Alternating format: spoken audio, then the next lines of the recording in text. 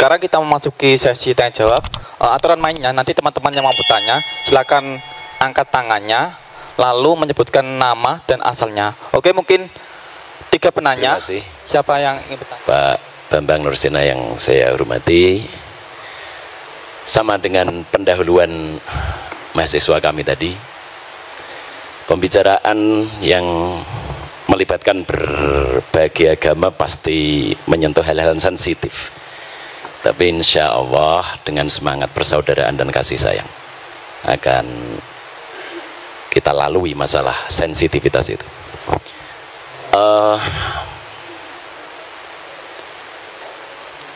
Injil Barnabas itu kan ditolak oleh komunitas Kristen ya. Saya ingin bertanya sebetulnya bagian mana yang menjadikan Injil Barnabas itu harus ditolak. Kalau kesalahan-kesalahan data kecil itu saya kira juga terjadi di dalam Injil-Injil yang lain. Misalnya when down padahal seharusnya when up misalnya. Saya kira itu kesalahan kecil yang tidak harus berimplikasi kepada satu stigma heretik.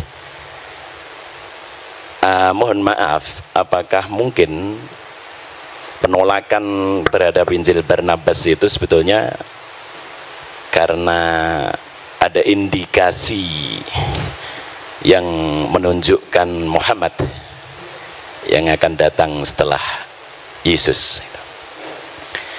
Kalau tadi disebut the admirable, itu mungkin istilah yang baru muncul di abad-abad pertengahan gitu ya. Tapi saya pernah membaca juga bahwa dengan makna yang sama tetapi dengan menggunakan kata Yunani, Muhammad itu juga disebutkan gitu, dalam Pharekrida atau apa saya lupa itu. Apakah benar asumsi saya itu? Yang kedua, apa sesungguhnya keberatan yang paling utama umat Kristiani sehingga tidak menerima Muhammad dan meyakini Muhammad sebagai nabi sebagaimana Yesus dan Musa alaihi wassalatu wassalam. Dan yang ketiga, terakhir, bagaimanakah sikap saudara-saudara Kristiani terhadap para hermeneut yang pada umumnya berangkat dari gereja tetapi kemudian tampak sekali usaha mereka untuk membuat Bible diterima oleh modernitas. Banyak sekali yang berusaha menyuwun sewu, misalnya kalau tidak salah Emilio Betti, kemudian yang ingin tanda kutip menyelamatkan Bible dari irasionalitas begitu. Dan ini dari kalangan gereja sendiri. Misalnya banyak hal-hal yang mereka anggap mitologis sekali yang tidak mungkin bisa diterima oleh nalar modern, sehingga harus ada upaya demitologisasi misalnya terhadap Bible itu. Nah, bagaimana, apakah pandangan-pandangan para hermeneut yang kritis tersebut juga menjadi mainstream di dalam dalam pikiran para penganut Kristiani? Saya kira itu, mohon maaf. Terima kasih. Untuk penanya yang ketiga. Assalamualaikum warahmatullahi wabarakatuh. Nama saya Bambang, tapi bukan Nursena, Pak. Jadi kalau kebetulan namanya sama, saya jadi jurusan ilmu Al-Quran dan Tafsir. Mungkin sudah ratusan bahkan puluhan bahkan ratusan kali saya mengikuti apa yang disampaikan oleh Pak Bambang, karena memang saya sudah sering mengikuti apa yang disampaikan oleh Pak Bambang sekitar 2 tahun lebih. Jelas yang saya tahu Pak Bambang ini adalah orang yang pernah belajar di Timur Tengah, apakah itu di Syria dan sebagainya. Dan ia pertama kali yang mengenalkan tentang kekristenan ortodok di Indonesia. Pertanyaan saya begini Pak Bambang. Tadi apakah tadi sudah disampaikan apa belum? Mohon maaf karena saya tadi agak telat, jadi baru beberapa menit yang lalu saya datang, mohon maaf. Jadi misalkan nanti tadi sudah disampaikan dengan rinci, ya mungkin bisa diulangi lagi karena saya baru datang. Tentang problematika Injil Barnabas ini. Jadi sesuatu sebagaimana yang disampaikan oleh Pak Dosen Agus tadi, bahwa ini ditolak karena apakah memang penolakan ini berdasarkan bahwa di dalamnya ada nubuat-nubuat tentang Muhammad. Yang kedua tentu bahwa sahabat-sahabat dari atau teman-teman dari kekristen menolak tentu berdasarkan siapa sebenarnya penulis ini. Tadi saya sudah ke teman-teman yang mungkin mendengarkan, dia mengatakan kata Pak Bambang pendeta siapa itu. Nah, begini Pak, tentang yang menulis Injil Barnabas ini sendiri, saya mendapatkan beberapa jawaban yang mohon maaf berbeda. Bahkan itu mohon maaf dari teman-teman Kristen itu sendiri. Pernah saya tanyakan ini siapa sebenarnya penulis Injil Barnabas, kenapa ini ditolak? Dia mengatakan bahwa yang menulis ini ada yang mengatakan salah seorang warga yang berkedudukan di Austria. Kemudian ada yang mengatakan bahwa ini ditulis oleh Mustafa de Arande, salah seorang muslim yang ada di Spanyol. Pertanyaan saya, siapa sebenarnya penulis Injil Barnabas ini menurut Pak Bambang Rosena, dan tentu dengan didukung dengan bukti-bukti sejarah maupun bukti-bukti secara tertulis. Baik, Assalamualaikum warahmatullahi wabarakatuh. Iya, terima kasih. Yang pertama, bagaimana tentang adanya kontradiksi? Sebetulnya begini, kalau kitab itu munculnya kira-kira ratusan tahun, kontradiksi yang dipahami oleh orang modern itu harus didefinisikan ulang apa? Kalau Anda tidak usah ngomong 1500 tahun lah. Zaman Pangeran Diponegoro dengan sekarang aja kan alam tanggalannya beda, hitungan waktunya beda. Coba kira-kira kalau kita membaca tulisan dari zaman Majapahit. Ini satu contoh, ini belum lama, ini baru ratusan tahun. Ya, misalnya Putra Nira Sang Sinagara, Bre Pamotan, Pungkasan Bre Kertabumi, Kapernah Paman Prabu Moktaring Kedaton Isaka Warsa Sunyanura Yuganing Wong. Ini bahasa Jawa kuno ini. Kira-kira Anda paham nggak kira-kira bahasa ini?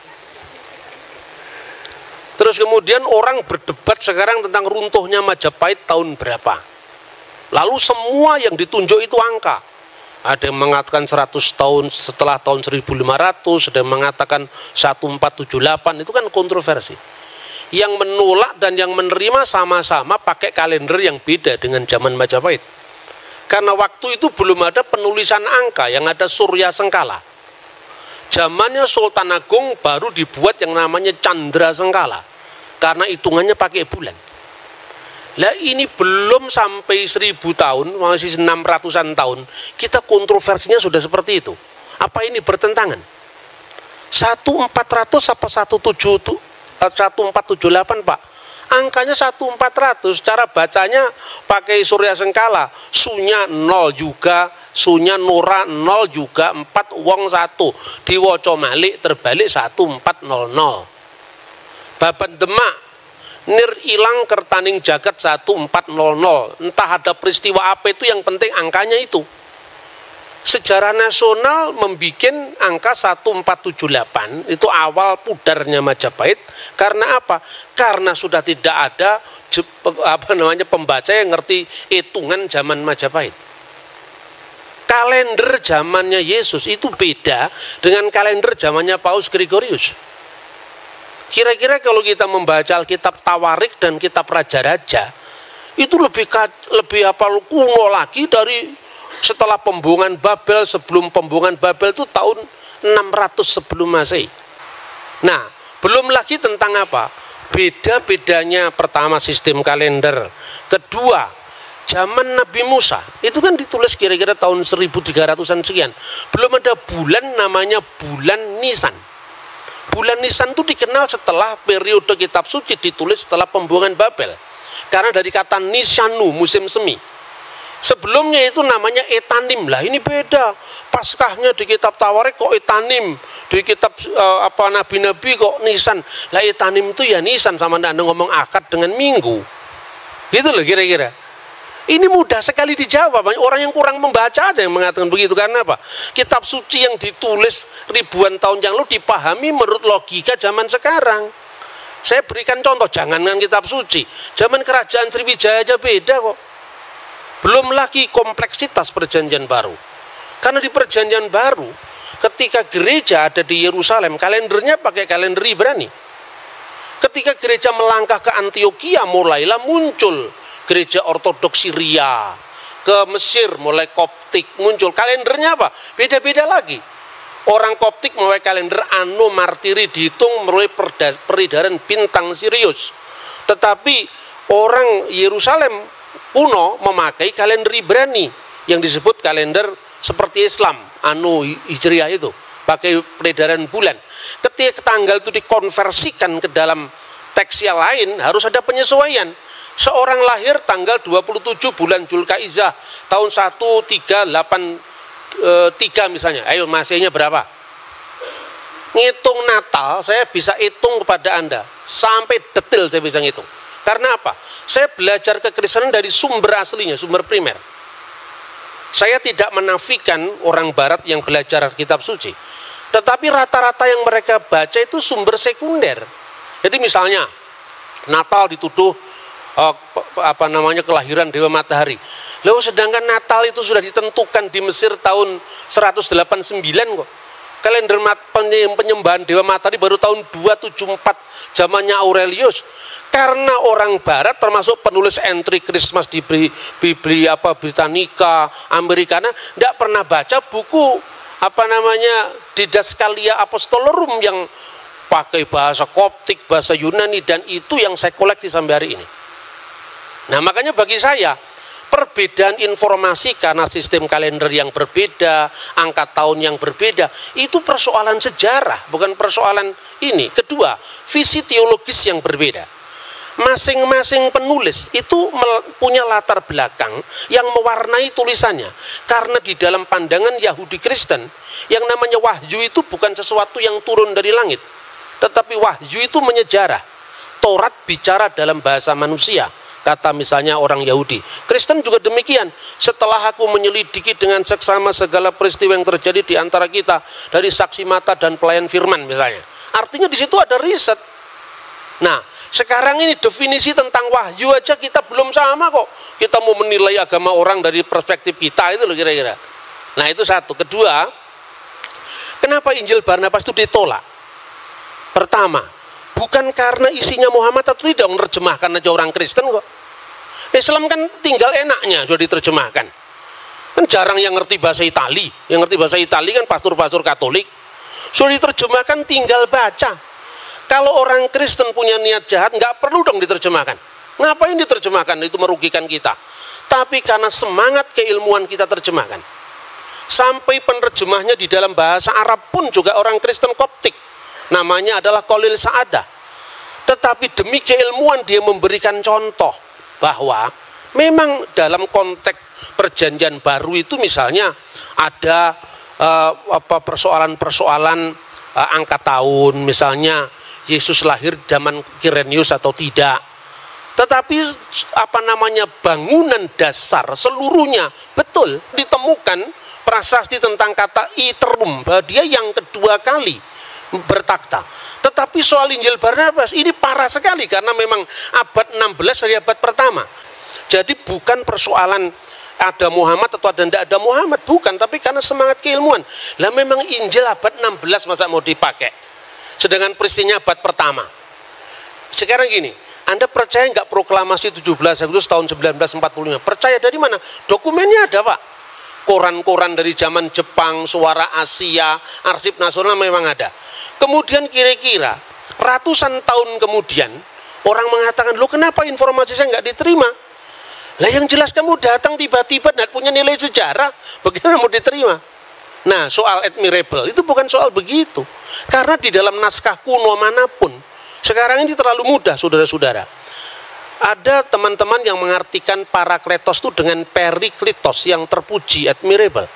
Tidak ada naskah manapun yang eksis dari 5.780 naskah. Semuanya berbunyi sama. Hode parakletos tu penefma tu agion hupemsei, dan seterusnya. Seorang penghibur yaitu Roh Kudus, dan penghibur ini dalam bahasa Yunani parakletos. Parakletos ini ditulis dengan huruf alfa, tidak ada huruf lain. Sebab kalau bahasa Ibrani kan seperti bahasa Arab, ya ada jitir. Bahasa Arab itu kan dibentuk dari 3 huruf, ya. Bahasa Ibrani namanya sores. Misalnya salum dari shin, lamit, mim, sama dengan bahasa Arab salam. Nah, kemudian di situ ada menjadi kata kerja baru, kata benda baru. Itu tergantung bagaimana pemakaiannya. Salam, muslim, taslim, itu kan satu akar kata. Tapi kalau bahasa Yunani nggak bisa. Parakletos ya parakletos, periklitos ya periklitos. Karena apa? Seperti bahasa Indonesia, cuek nggak bisa dibaca cuek, nggak bisa dibaca cowok, ya cewek. Karena itu memang struktur bahasanya berbeda itu. Lah naskah kuno itu melestarikan kata parakletos itu dari kitab Ratapan. Kitab Ratapan menerjemahkan parakletos dari menahem, menahemma dalam bahasa Aram. Nah, kata menahem ini untuk apa? Sang penolong, sang pembela. Makanya dalam bahasa Yunani modern, advokat itu parakletos. Yesuslah parakletos. Di mana disebutkan? 1 Yohanes pasal 2 ayat 1. Kalau kamu berdosa, ada pembela antara kita dan Allah, ada parakletos, yaitu Yesus Kristus yang adil. Roh Kudus disebut alon parakleton. Parakletos yang lain, tapi kata alon itu menunjukkan satu dan berhubungan. Sementara kata uteros itu lain, bertentangan. Misalnya, lo yihye Elohim akhirim alfanai. Jangan ada Elohim lain, ilah-ilah lain di hadapan hadiratku. Misalnya, di Kalok 10 perintah Allah. Itu disebut theoi uteroi, ilah-ilah yang lain. Odes theos uteros. Jangan ada ilah yang lain. Uteros itu lain, bertentangan. Tapi alos atau alon itu yang lain tapi dalam hubungan. Karena Roh Kudus itu rohnya Allah atau hidup ilahi yang dalam diri Allah.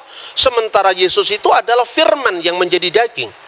Bukan Yesus yang disebut Tuhan itu kemanusiaannya itu bukan. Yang mati itu ya bukan Tuhan, manusia. Maka dikatakan yang dibunuh dalam keadaan manusia. Seperti Quran turun ke dunia ada 2. Yang pertama yang kelihatan, yang bisa diterjemahkan, bisa dibaca dengan lipatan bibir, gerakan lidah, kata Imam Al-Ghazali dalam Qawaidul Aqaid. Tetapi ada Lauhul Mahfud yang kekal dan yang temporal. Begitu juga ketika firman menjadi manusia, ada dimensi kekal dan dimensi temporal, gitu lah. Dan itulah yang disebut alon parakletos dan alos parakletos. Seorang bapak gereja dari gereja Syria Timur, namanya Timotius Al-Awal, dia mengatakan, seorang Kristen boleh saja mengatakan Muhammad berada di jalan para nabi. Tapi kenapa kita tidak langsung mengatakan Muhammad itu nabi? Lah karena sudah tutup, tidak ada kesempatan lagi. Sama dengan orang Islam mengatakan Muhammad kataman nabiin. Lah kalau ada nabi setelah Muhammad kira-kira bagaimana? Kesulitan. Karena apa? Secara moralitas itu universal. Baik itu baik sekalipun tidak terjadi di wilayah kita. Tapi kita tidak terlalu berambisi untuk harus mensinkronkan teologinya. Karena apa? Karena definisinya aja belum sejalan. Bagaimana kita memaksakan teologinya? Saya contoh. Rasul dalam iman Kristen dan Islam itu beda maknanya. Rasul dalam Kristen itu berasal dari kata Ibrani Seliah. Artinya apa? Seorang yang punya otoritas mewakili umat. Jauh dari perbedaan seorang nabi menerima wahyu dan tidak wajib menyampaikan kepada umatnya, seorang rasul menerima wahyu wajib menyampaikan kepada umatnya. Dan definisi ini dibuat tahun berapa? Sementara kata saliyah sudah berlaku untuk iman Kristen dan Yahudi jauh sebelum Islam lahir. 600 tahun berlalu tentu saja definisi itu ada yang berkembang toh. Nah, artinya di dalam Kristen Ibrahim bukan rasul, di dalam Yahudi Musa bukan rasul. Tapi Musa adalah nabi, Ibrahim adalah nabi. Rasul hanya ditentukan untuk wakil-wakil kongregasi Yahudi. Makanya disebut Seliah Hasibur. Jadi Yesus itu imam besar, makanya disebut rasul. Beda dengan definisi rasul yang dipaksakan oleh banyak orang yang berpolemik lintas agama itu, gitu loh. Nah, seperti ini selesaikan dulu dong apa definisinya. Jadi artinya kadang-kadang ungkapan yang sama dimaknai berbeda, tapi ungkapan yang berbeda ide iman yang beda diungkapkan dalam bahasa yang sama gitu loh misalnya. Kemudian keberatan apa? Tidak ada keberatan kalau memang teksnya memenuhi syarat, kan tidak memenuhi syarat. Memang teksnya ya sekarang ini loh. Ada problematik perjanjian baru ya. Tetapi bahwa perjanjian baru ketika Yesus itu lahir, kaisarnya namanya Tiberius, penguasa Yudea namanya Herodes, tidak bertentangan dengan fakta sejarah manapun juga. Bacalah Yosefus, bacalah 12 kaisar Roma, semuanya sejalan. Karena apa? Yang nulis memang orang yang sejalan. Yang menjadi wali negeri Pontius Pilatus, itu katanya Injil Barnabas, ini bukan kesalahan kecil, ini kesalahan fatal. Karena apa? Pilatus itu baru menjadi wali negeri, itu pun sementara. Itu setelah pemecatan Herodes Archelaus. Jadi ketika Herodes Agung meninggal, itu kemudian ada 3 orang yang dipilih oleh Kaisar Roma, yaitu Archelaus, Antipas, dan Filipus. Karena Archelaus ini ambisinya terlalu tinggi untuk menguasai kota suci waktu itu, tanah Israel waktu itu, dipecat. Sensus yang pertama ditulis Injil Lukas masa Kirenius itu sensus Pax Romana, kesatuan Romawi. Sensus yang kedua juga ditulis di dalam Kisah Kisah Rasul pasal 5. Itu sensus untuk apa? Melacak sisa-sisa pengaruh kejahatan Archelaus. Dalam rangka menyelamatkan jajahannya Roma, maka kemudian Kaisar Tiberius mengangkat Pilatus, dan itu tidak hanya ditutup perjanjian baru. Untuk mengatakan seperti itu tidak usah dibaca perjanjian, tutup saja Injil. Baca Yosefus, itu clear sejarah itu. Lah Injil Barnabas satu pun nggak ada yang masuk itu. Bagaimana tahun Yobel dikatakan 100 tahun, itu kebangetan itu. Ada orang yang masih membela dengan nada yang sangat apologetik. Mungkin kata 100 itu karena kaburnya antara huruf L dengan huruf C. Kalau L itu hanya 50, terus ditulis itu C itu, dia aslinya di sini cento. Kan ini orang bisa lihat tuh aslinya. Makanya saya anjurkan untuk mahasiswa, belilah sumber primer. Kenapa ada banyak orang yang membaca Injil Barnabas berbeda-beda? Karena tidak punya bukunya ini. Makanya dia terus bikin spekulasi yang macam-macam. Misalnya dia Mustafa de Arandi. Saya pastikan yang namanya penulis Injil Barnabas itu Framarino. Karena apa? Pertama, fakta bahwa pada waktu itu politik inkuisisi gereja menelan banyak korban. Dan korban pemaksaan agama itu orang Muslim dan orang Yahudi. Dari Marano dan Morisco. Kemungkinan yang namanya Framarino itu korban inkuisisi. Lalu melampiaskan dendamnya di masa permusuhan umat beragama zaman abad pertengahan itu, menulis Injil Barnabas. Cuman karena dia belajar sejarahnya tidak komplit, makanya terlalu bersemangat nulis Injil sampai 222 pasal. Maka saya katakan ini the Gospel of Gregetan, ya kan? Tidak ada dalam sejarah Injil sampai 200 pasal, itu tidak ada kalau bukan orang marah. Nah itu yang pertama. Kedua, catatan-catatan pinggir itu tidak mungkin dilakukan oleh orang lain. Karena apa? Periksa uji karbon dari teks itu kan masih sangat baru. Wong teks dari abad pertama aja bisa ditentukan. Misalnya Papyrus 52 itu yang dikenal John Ryland Papyrus, isinya hampir separuh dari Injil Yohanes. Dulu abad lalu orang baru periksa uji karbon itu baru menentukan abad. Sekarang udah ketinggalan. Teknologi terbaru, periksa uji karbon itu hanya bisa berjarak puluhan bahkan tahunan saja. Maka sekarang uji karbon terbaru P52 itu asalnya dari tahun 115 Masehi. Yohanes anak Zebedius menulis Injilnya tahun 90. Karena menurut catatan Bapak Gereja kuno, misalnya Papias. Papias itu siapa? Muridnya Yohanes langsung. Polikarpus, muridnya Yohanes langsung. Kalau di Islam ini seperti tradisi sanad itu loh. Itu di Gereja Ortodok dipertahankan. Kenapa orang-orang Protestan itu tidak paham itu? Karena dia terlalu baru, zaman VOC baru muncul. Akibatnya apa? Karena kekurangan data primer tadi, dia melakukan eksperimen-eksperimen yang terlalu jauh mengambil kesimpulan. Misalnya Natal, perayaan Dewa Matahari itu baru dipersoalkan tahun berapa? Tahun 1700 sekian itu, zamannya Paul Ernest Jablonski. Terus kemudian diikuti oleh orang Katolik dan dibenedikkan. Karena apa? Mentalitas orang Katolik itu minder sama Protestan. Nah itu loh kira-kira.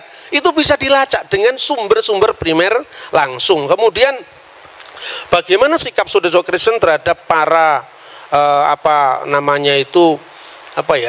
seket gereja yang mengatakan bahwa ternyata Bible tidak tahan dengan teks-teks modern, itu suara abad lalu itu. Sekarang udah ketinggalan kereta.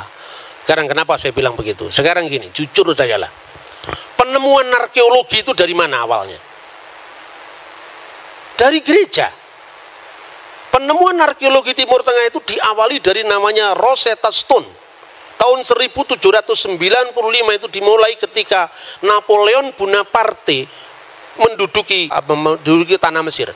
Lalu salah seorang tentaranya menemukan satu batu tertulis dalam 3 bahasa, yaitu bahasa hieroglif, bahasa Mesir kuno yang dipakai pada zaman para Fir'aun. Kemudian bahasa demotik, bahasa Mesir kuno dipakai di antara demos, rakyat, dan bahasa Yunani. Adalah seorang Perancis Katolik, di agamanya masih muda, umur belasan tahun, sudah menguasai 4 bahasa kuno, Ibrani, Yunani, Latin, Aramaik. Ketika dia mendapat pengumuman dari zaman Napoleon, siapa yang mau ikut ekspedisi arkeologi ke Mesir, dia datang. Bingung waktu di Mesir, apa yang dia lakukan? Dia tanya, komunitas terkuno dari gereja ini, dari Mesir ini apa? Islam? Bukan, baru abad ke-7. Kristen Ortodok Yunani juga tidak, Kristen Koptik Ortodok. Nah, untuk dia bisa komunikasi dengan orang setempat, dia pakai bahasa Arab. Lalu masuk gereja, bingung dia. Wah, ini ada liturginya kok, selain bahasa Arab, ada bahasa Yunani, ada bahasa Mesir kuno. Tetapi ketika nama-nama dewa itu diganti dengan nama Yunani, misalnya Theos, Agios, Theos, Agios, Iskiros, Agios, Thanatos, diterjemahkan pakai bahasa Arab. Kudusullah, Kudusul Qawi, Kudusul Ladila Yamut, Irhamna, Al-Mastulillah Piwalibni Warahil Kudus, Al-Ana wa Kulhainin wa ila dahirin, amin. Ini enggak ada Islamnya, ini Kristen asli ini. Itu apa artinya itu? Wah, ini berarti ada bahasa-bahasa kuno yang dipakai di sini. Ya, gimana kami bisa belajar? Amat-amati itu 23 tahun dia bisa memecahkan. Dilihat bahasa Yunaninya jelas. Oh, di sini ada kata Ptolemaus, di sini ada kata Cleopatra, yang selama itu hanya lewat cerita Antoni Cleopatra, ternyata ini tokoh historis, dilacak sama dia. Terus ada tulisan dalam bentuk huruf, dalam bentuk tanda gambar seperti matahari. Jangan-jangan ini matahari ini. Ini bahasa kuno yang sudah tidak berlaku lagi ribuan tahun. Dilihat bawahnya ada kata Helios. Ini matahari, jangan-jangan matahari. Dia datang ke gereja kuno itu, tanya, kamu punya Alkitab selain bahasa Arab, bahasa apa? Yunani. Selain bahasa Yunani, bahasa Koptik. Apa itu bahasa Koptik? Bahasa zaman Fir'aun. Kok hurufnya huruf Yunani? Iya, ketika Rasul Markus datang ke Alexandria, penerus-penerusnya menciptakan peradaban baru. Makanya menciptakan huruf baru. Kayak orang Jawa sekarang, Anda lihat itu orang Arab suruh baca Arab Pegon kan tidak ngerti. Itu produk lokal, karena itu menunjukkan bahwa bangsa kita bangsa besar sampai bisa bikin tulisan Arab Pegon. Begitu juga di sana, dilihat ternyata, kamu tanya bahasa Koptik, iya, bagimu akan ada matahari yang tidak pernah tenggelam. Bahasa Koptiknya apa? Oh, bahasa Koptiknya adalah on. Bahasa Koptiknya adalah ra. Ada 2 kata, ra dan on. Ra itu apa? Matahari. Itu dia baca dari Alkitab. Orang-orang Israel membangun kota namanya Ramses. Ra itu hari.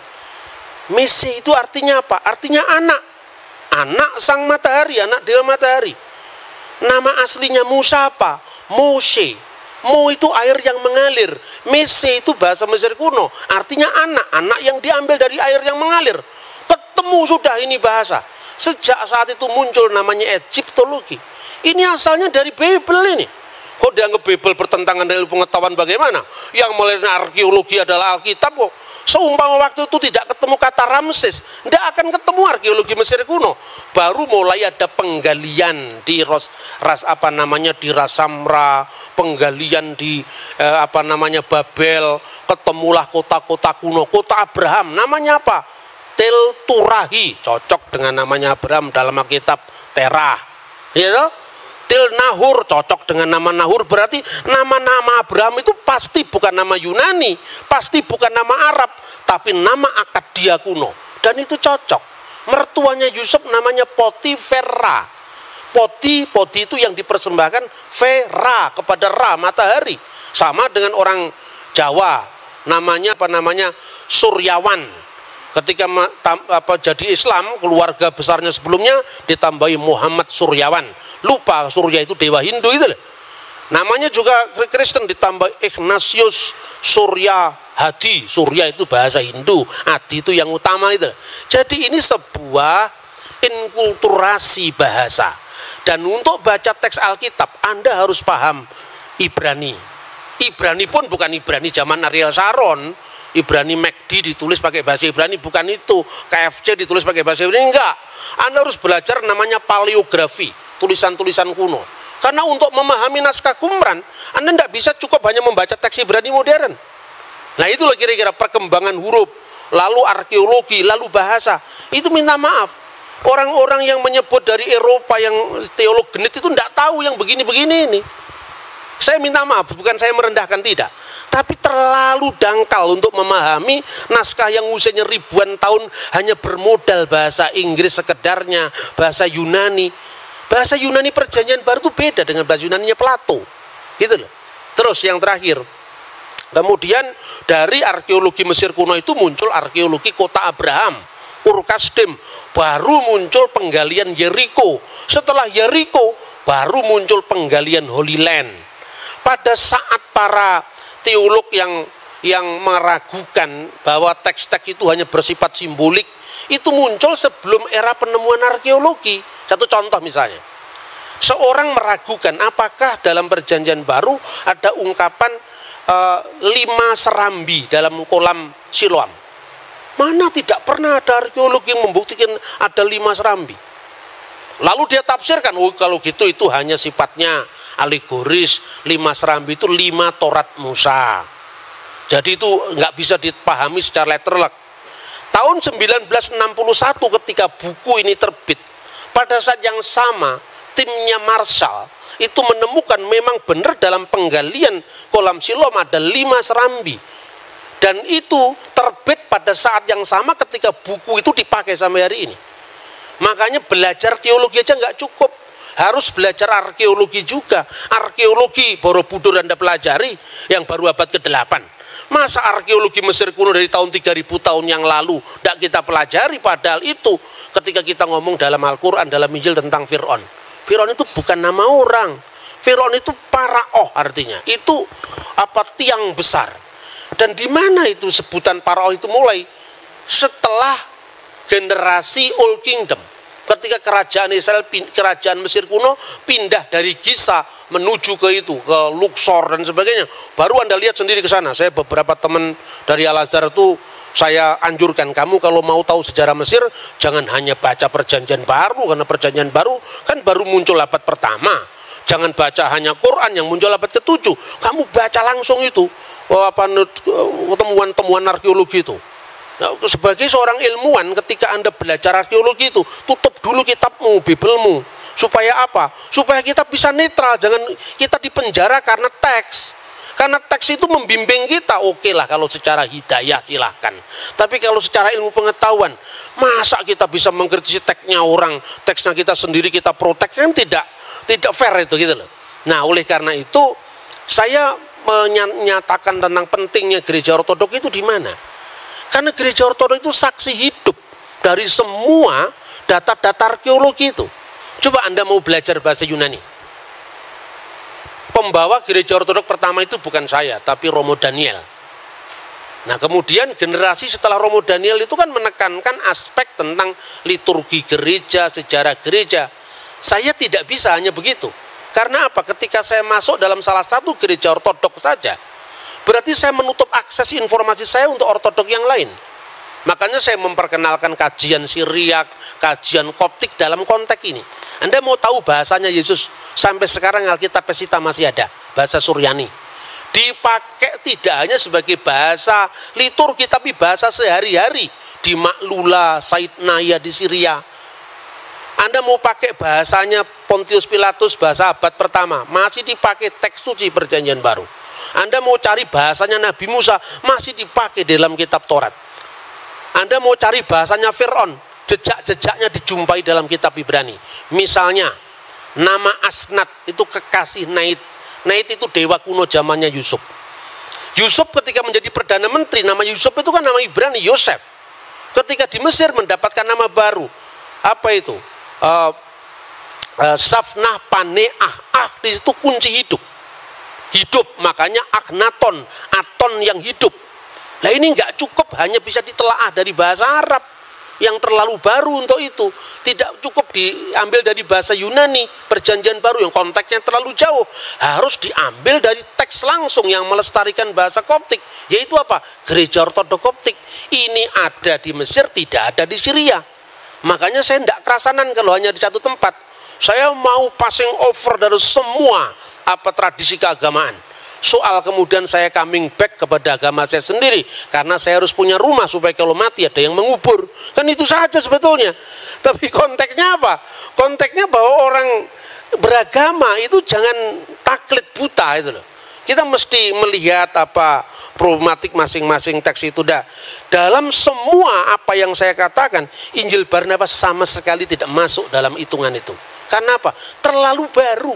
Sama dengan Anda membahas zamannya Patih Gajah Mada abad ke-13 berdasarkan naskah Melayu, itu pun bukan bahasa Jawa tapi bahasa Thailand itu loh. Lah bahasa Italia aja belum ada kok. Jadi Perjanjian Baru itu bukan sewenang-wenang ini yang cocok dengan iman Kristen diambil, yang tidak cocok dibuang. Tidak seperti itu. Makanya apokrif atau kanonik dalam gereja Ortodok itu tidak sedikit dalam gereja Protestan. Gereja Protestan itu kan sudah mewarisi teks yang sudah tertutup gitu loh. Lalu di gereja Ortodok kan tidak. Misalnya kisah tentang Bunda Maria dipelihara di Bait Allah oleh Zakaria, yang itu ada di dalam Quran, ya kan? Tetapi dalam Alkitab kan sebenarnya tidak ada, implisit ada tapi tidak ada. Itu ada dalam dokumen gereja Synaxarion yang diabadikan dalam buku yang namanya Protevangelium Yakobi. Bagi orang gereja Ortodok tertentu ini kitab apokrif, ya. Tapi karena kitab apokrif ini ditulisnya paling dekat dengan peristiwa, tidak peduli, diambil. Diambil untuk apa? Mengisi kekosongan sejarah. Tapi normanya tetap yang kanonik gitu loh. Jadi apokrif kanonik itu bukan sesuatu yang batas hitam putih, enggak. Apalagi kalau hanya sekedar ini menguntungkan iman itu, tidak ada pertimbangan semacam itu. Contoh lain misalnya, di dalam ajaran Katolik dan Ortodok sebetulnya kitab yang disebut dengan Biblia Hebraika itu kan sebetulnya warisan dari Yahudi Yamnia. Setelah gereja kuno dikutuk sama orang Yahudi lewat konsili lokal yang mengatakan terkutuklah orang-orang Nasrani maksudnya, itu orang Kristen. Hendaklah nama mereka tercabut dari kitab kehidupan, itu tahun 90 Masehi. Dokumennya dinamakan Birkat Haminim, itu tahun 90 Masehi. Gaung daripada pengutukan itu adalah apa? Orang-orang Yahudi mulai menolak Septuaginta.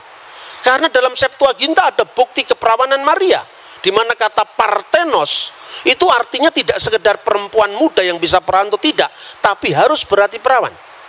Nah, kemudian karena gaung penolakan itu, orang-orang Yahudi menolak teks-teks yang disebut Septuaginta tadi. Tetapi penolakan orang Yahudi terhadap Septuaginta itu juga tidak sedikit gereja modern. Buktinya apa? Yesus memperingati perayaan yang namanya penahbisan Bait Allah. Itu diambil dari buku Makabe, 1-2 Makabe, yang dipakai oleh gereja Katolik dan gereja Ortodok. Gitu loh. Jadi karena begini, dalam iman Kristen firman itu tidak menjadi kitab dalam pengertian harafiah. Tapi firman itu turun dalam sosok manusia Yesus yang adalah peristiwa. Maka Injil bagi iman Kristen adalah peristiwa kabar baik, bukan kitab yang turun dari langit. Dalam sejarah, dalam ilmu agama-agama, ini harus jujur dihormati. Kenapa Timotius awal tidak keberatan mengatakan Muhammad berada di jalan para nabi? Di satu pihak dia tetap bisa mengagumi nilai-nilai kebaikan pada agama lain, tapi di pihak lain dia tetap untuk menjaga koridor teologisnya dengan agama lain. Ini mirip.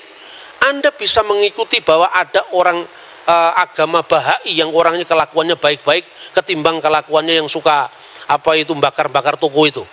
Secara ortopraksi dia baik, tapi kan kitabnya kitab setelah Al-Quran, Pak. Nabinya juga Muhammad Bahaullah. Itu sudah tutup, Pak, pewahyuan kita. Namanya katamu Nabi Muhammad. Kita tidak bisa mengakui Bahai. Tapi kalau kelakuan baik ya kita akuilah, Pak. Artinya apa? Seperti itu, setiap agama itu punya batas. Bagi orang Yahudi nggak mau mengakui Yesus perjanjian baru. Karena apa? Musa itu puncak pewahyuan. Bagi iman Kristen, Yesus itu puncak pewahyuan. Artinya tidak relevan lagi untuk tuntutan imannya, tetapi tidak untuk tuntutan etikanya, moralnya, hubungan. Karena iman itu kebenaran tidak hanya dibatasi dengan ortodoksia, kebenaran iman, tapi juga kebenaran berperilaku dan kebenaran penyembahan.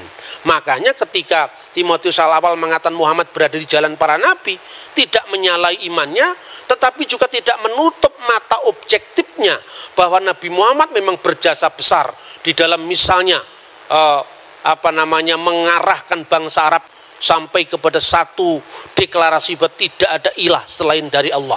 Gitu loh kira-kira. Dan itu ternyata cocok dengan perjanjian baru.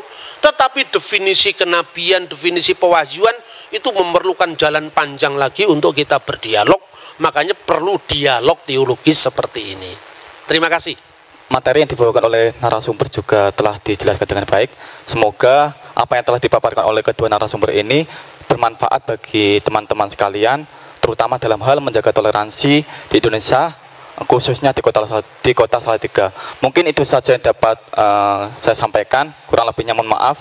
Terima kasih. Wassalamualaikum warahmatullahi wabarakatuh. Polemik seputar Injil Barnabas dimulai dari ketidakpastian asal-usulnya. Manuskrip yang diketahui hari ini berasal dari abad ke-16 dan ditulis dalam bahasa Italia dan Spanyol.